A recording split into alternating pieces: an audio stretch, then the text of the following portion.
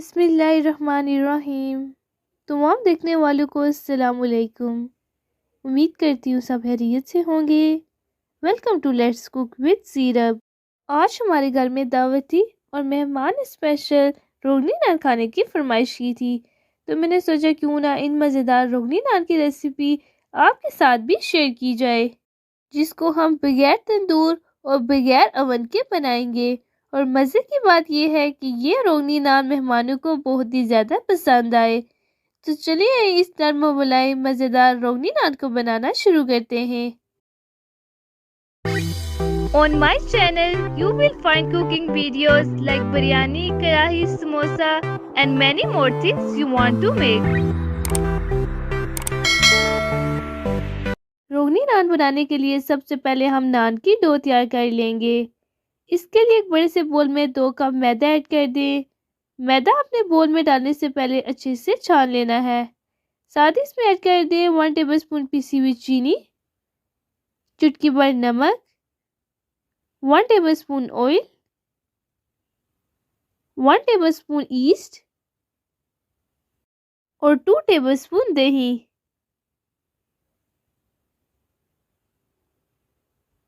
अब इसमें तकरीबन 1 कप नीम गर्म पानी ऐड करके हाथों की मदद से इसे अच्छे से गूंद लें। इस नान के साथ मैंने अपने घर की स्पेशल बोनलेस चिकन हांडी भी बनाई थी। अगर आप बोनलेस चिकन हांडी बनाना चाहें तो उसकी वीडियो आपको मेरे यूट्यूब चैनल पे मिल जाएगी। वक्फे वक्फे से 1 कप नीम गर्म पानी ऐड करके इसे अच्छे से गूंद लें और नान की एक सॉफ्ट डो तैयार कर लें। दही ऐड करने की वजह से ये डो काफ़ी सॉफ्ट हो जाएगी और ईस्ट ऐड करने की वजह से ये अच्छे से राइस हो जाएगी। डो को अच्छे से गूंदने के बाद इसका गोल पेड़ा बना लें और इसके ऊपर ऑयल की ग्रीसिंग कर लें। फिर इस बोल को किसी मोटे कपड़े या कवर की मदद से ढककर रख दें और तकरीबन 20 से 25 मिनट में हमारी डो अच्छे से राइस हो जाएगी। सुभान अल्लाह, आप देख सकते हैं कि डो कितनी अच्छे से राइस हो चुकी है। अब हाथों को ऑयल से ग्रीस कर लें और डो को प्रेस करने के बाद इसे 2 से 3 बार अच्छे से गूंद लें।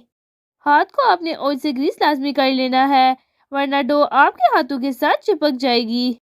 इस तरह से आपने इसे गूंद कर दोबारा से इसका गोल पेड़ा बना लेना है। फिर हम इस डो से नान के पेड़े बनाकर नान को तैयार कर लेंगे। अगर यहाँ पर डो आपके हाथों के साथ चिपक रही हो तो आप दोबारा से हाथों को ऑयल से ग्रीस कर सकते हैं। अल्हम्दुलिल्लाह, हमारे मज़ेदार रोगनी नान के लिए सॉफ्ट डो तैयार हो चुकी है। अब इस डो से हस्ब ज़रूरत एक गोल पेड़ा ले लें।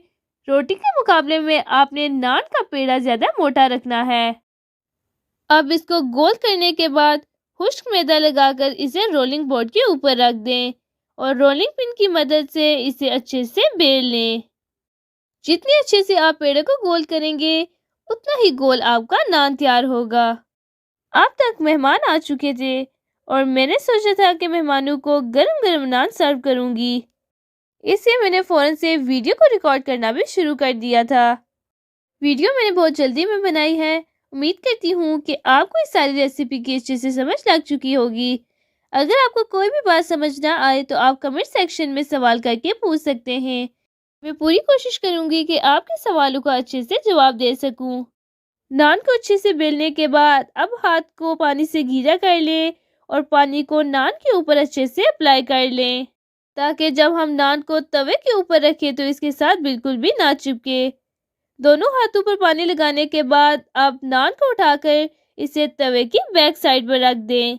नान रखने से पहले आपने तवे को हाई फ्लेम पर अच्छे से गर्म कर लेना है और नान को रखने के बाद फ्लेम को बिल्कुल स्लो कर दें और इस तरह फिंगर्स की मदद से नान के किनारों पर निशान बना लें।